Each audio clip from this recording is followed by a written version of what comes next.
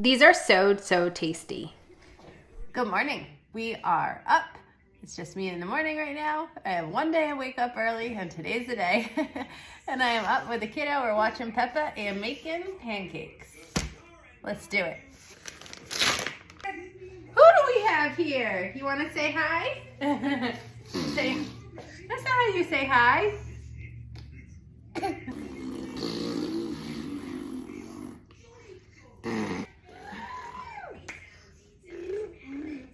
Okay. We're still in the Airbnb, and for now I have this one mixing bowl and serving bowl and everything else bowl. So the first thing you want to do is prepare pancake batter exactly as it says on the package. Any brand will work for this. Woo! It's getting crazy in here. That is silly, G. You're right. You just want to whisk up all the batter till it's nice and smooth. You don't have to go overboard. Just give it a nice mix up. I love blueberries and pancakes. Time for some blueberries.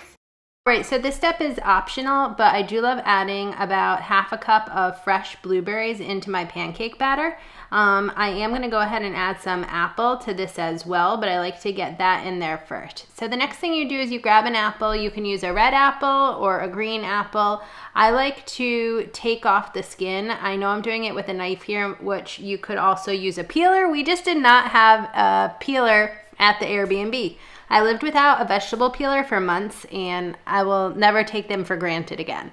So anyways, you just go ahead and you grate the apple so it's ready to go inside the pancake batter. I used about half the apple here. You could use as much as you'd like. I find this really forgiving.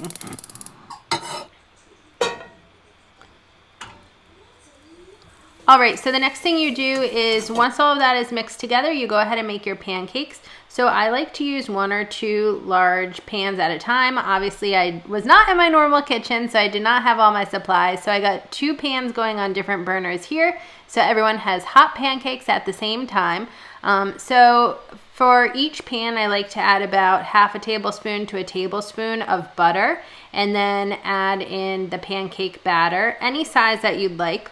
Once the one side you put down first is bubbling on top, that means it's cooked all the way through. It should be browned. I cook them on medium to medium high heat and then flip them over. You just want to keep watching them and make all of the batter until you run out. It's so good. Just make sure to keep adding some butter to the pans and you'll be all set. I just serve mine really simply with some maple syrup, and I think adding fresh strawberries to the top is always a really good idea. Get this full recipe at Sip Bite to Go. Cheers!